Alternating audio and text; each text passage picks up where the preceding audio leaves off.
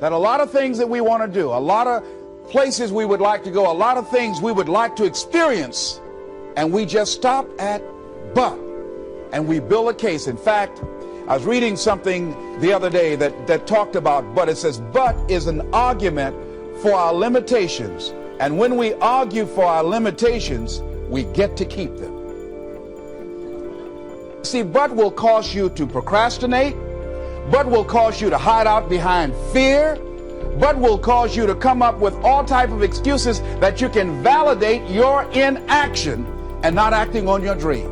And right now, more than ever, people need to look for ways to live their dream. People need to look for ways to make it on their own. There is no such thing as job security. There's no such thing as a storm-proof or tragic-proof life.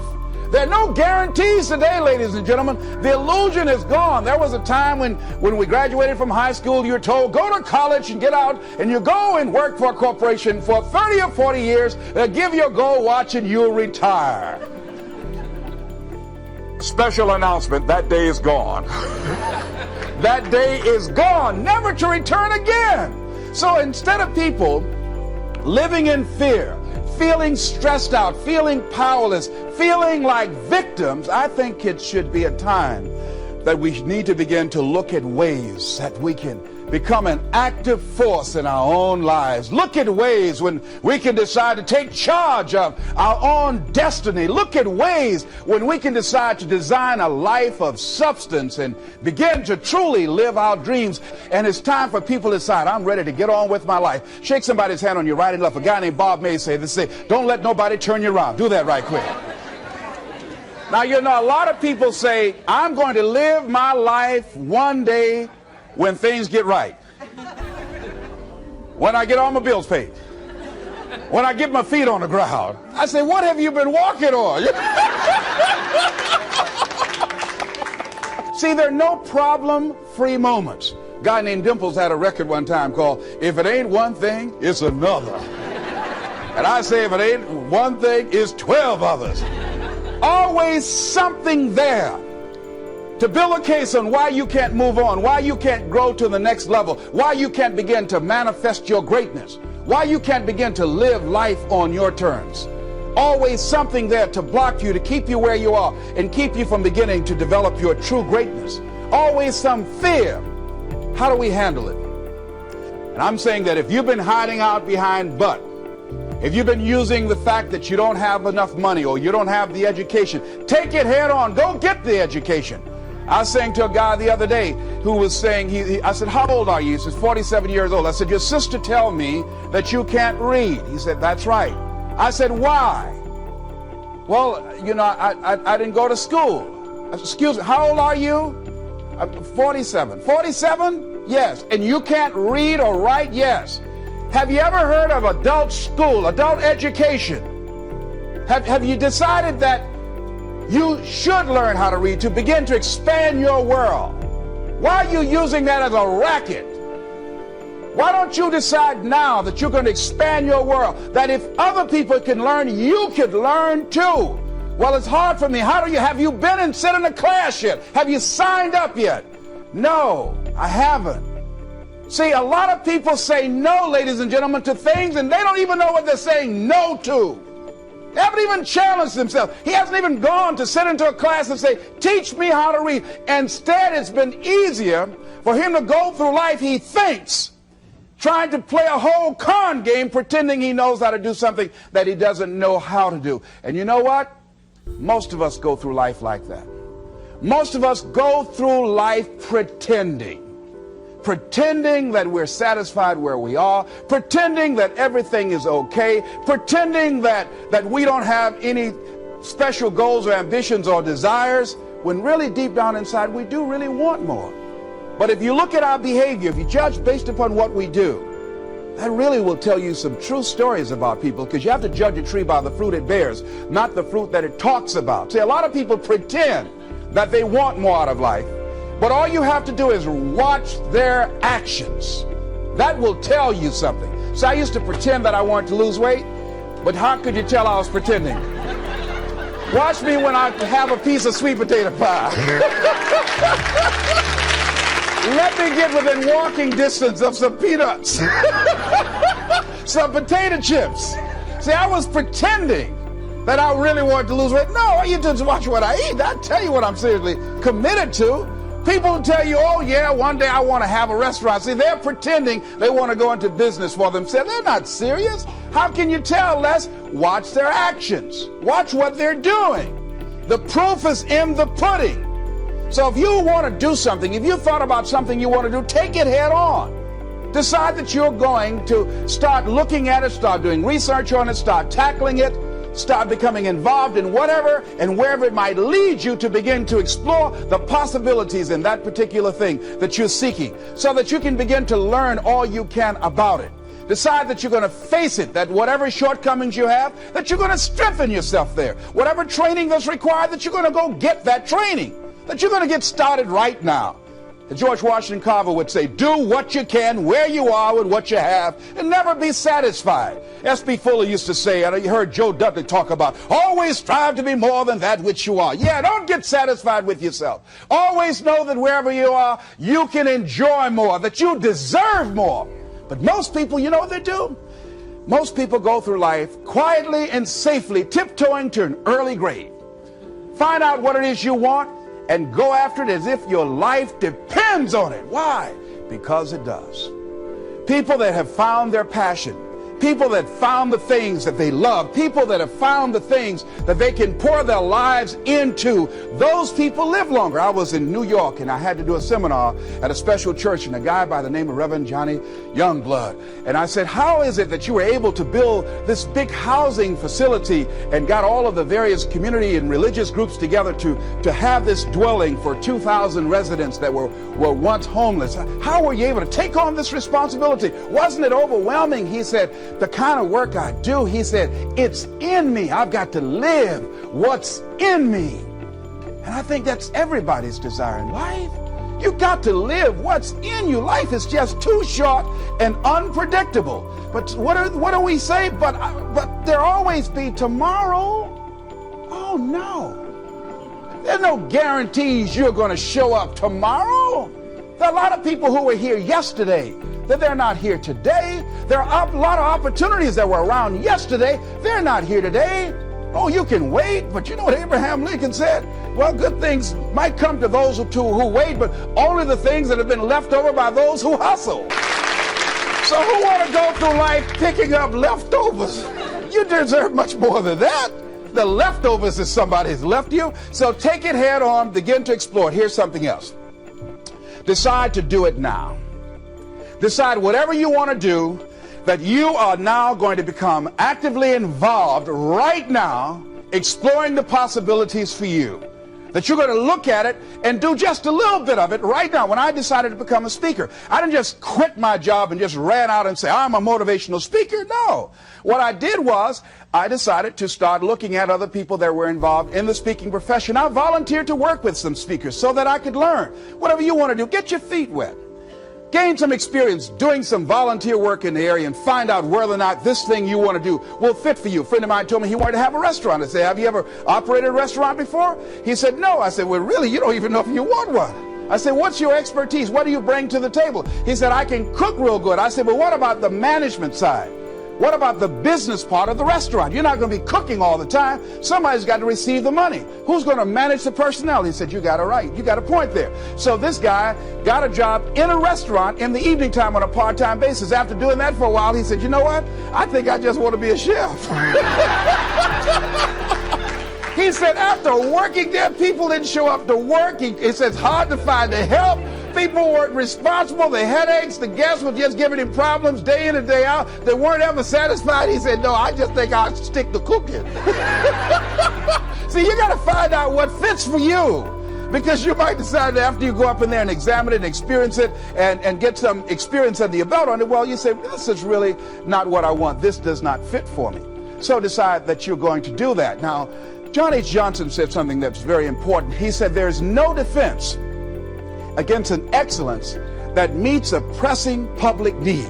See, whatever you decide to do, look at it and find out what is it that I have that I could bring to the table that can begin to enable me to ensure that I could be successful in this. Where is the opening for you? There's room for you out here in the arena called life. There's room for you to come out and live your dream. Don't allow but to keep you in the corner or keep you up in the bleachers looking at life, being a spectator, not being a participant, making a difference in life.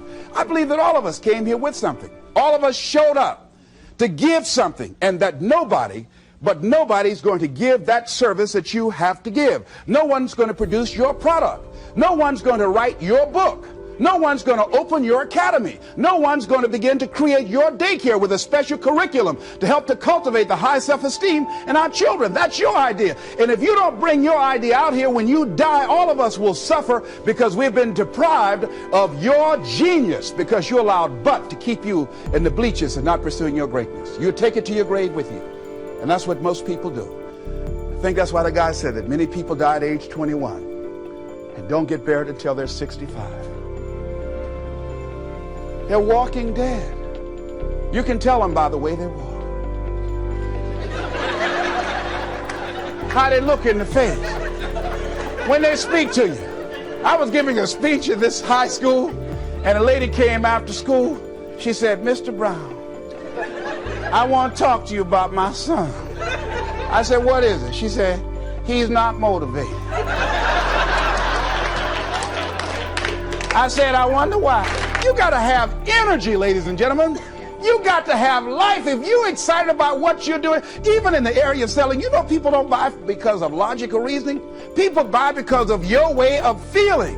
People don't like to be around dead people. No, let the dead bury the dead. No, keep them away from you before they grab you or hold on to you. So the fact that whatever you do, you want to be excited about it. You want to have the kind of excitement that is so contagious that people want to be around you. Because whatever you're doing, whatever you talk to people about, this particular idea that you have, they're looking at you and they want to know, do you believe it? And are you the kind of person they want to be in business with? And if you're not positive, if you're not energetic, if you're not fired up about it, how can you expect anybody else to be fired up about your idea? Am I right? All right, repeat after me, please. I'm going to be fired up about my dream. I'm going to go at it with everything I got. Shake somebody's hand on your right and left and say, "You got what it takes." There are a lot of people who say, "But I tried once or twice and it didn't work out." And so they use that as an excuse not to ever come out again. Guy said, if at first you don't succeed, you're running about average. So if you have come out here with an idea and it didn't work out 2 or 3 times, well, that's all right. You're running about average. You know, I heard something, a jarring question. It says, why is it that people prefer known hells to unknown heavens? You know why? Because it's comfortable, ladies and gentlemen. I remember I was in a service once, and I heard Dr. Johnny Coleman give this example. She talked about a man who had been captured behind the enemy lines in a war and was sentenced to be killed or another option. The captain said to the guy, "Listen," he said, "tomorrow morning at 6 o'clock you can face the firing squad, or you can go out this door over here." And the guy said, "What's out the door?" He said, "No one knows. All we can tell you is just unknown horrors." He thought, and the next morning he selected the firing squad. After the shots rang out, the captain's secretary said, "What's beyond that door?" And he said, "Freedom." But very few people would select to do it because it's unknown. See, a lot of people never live their dreams. A lot of people never do the things they want to do. A lot of people stay on jobs where they're miserable. I read an article called, "Is Your Job Making You Sick?" A lot of people, some of y'all know about that already here. So go on and say amen. It's all right. That one lady told me, she said, Les, when I used to go to work, she said, when I stepped in the door, it felt like a refrigerator dropped on my shoulders. How many of y'all understand that kind of feeling? They were miserable, just hated to go after 60 minutes on Sunday afternoon. Or come Monday morning, my head used to throb. I just couldn't take it. Didn't want to go sometimes just for the heck of it. I just drive on by. Whew, I used to hate to go to work. Many of us choose an active living death. Many of us are walking dead. The walking dead. That we're not doing what we want to do. Many of us stay in relationships where we're dying together rather than growing and expanding and living together. We're miserable, but because we don't have the courage to see ourselves beyond that relationship that has turned toxic, we go through life living dead people. And then you can always tell couples that have been together for a little while. Go in a restaurant, the ones sitting side by side, giggling and talking to each other, feeding each other with their fork and spoon, they just got together for 1 week. You see them in the car, they're sitting all up each other, hugging and stuff. Oh, they've been together about 3 days, all right? But if you see people in the restaurant, see a couple, and they're sitting in front of each other. Takes so long for this food, I wonder when they're going to hurry up. Those are the married ones. Oh, but what if I know people have been married for years, living in 2 separate rooms, sleeping in 2 separate beds? Well, it's cheaper to keep it. Not necessarily. It's according to the price you want to pay. See, the price of peace of mind, the price of living the truth, of being honest with yourself and say, wait a minute, it's got to be more than this. So you've got to decide, wait. Even if things don't work out, even if I experience defeat or failure, that does not make me a failure. It's a difference between failing and being a failure. If things don't work out, if you don't produce the results you want, that's all. But don't confuse who you are with the results that you produce. I used to be a state legislator in Columbus, Ohio. And I remember once I was going to introduce some legislation on the floor, and after getting that legislation passed, a guy came up behind me, and he had some legislation that I opposed him on that. And I was about to stand up to debate this guy, and the guy next to me said, excuse me, don't debate that guy. Why? Do you know who that is? I said, no, it's Will Kosky from Toledo. It's a bad dude. He's a lawyer, Les. That man can debate. I don't care. I'm Les Brown, Mamie Brown's boy.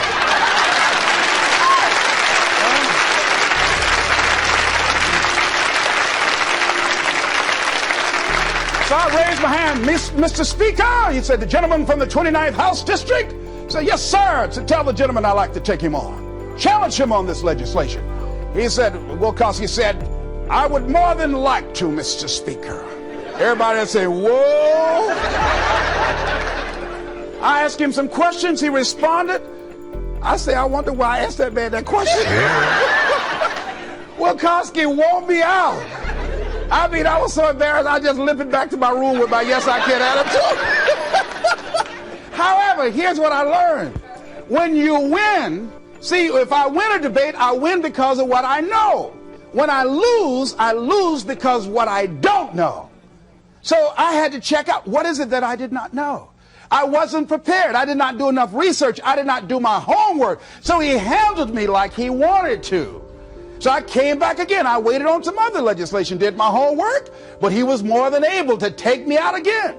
But pretty soon, each time it would become a little bit more difficult and a little bit more difficult. And the older guy said, would you argue in behalf of this legislation for me? I said, sure. I started volunteering to do work in the legislative committees for the older guys. I said, absolutely. And the more I did it, the better I became. And then people began to start respecting me. And when I would ask and say, Mr. Speaker, I'd like to speak on that bill, some guys' lips start trembling and stuff, like Jimmy. Wait a minute, is there anything wrong? Do we have a problem?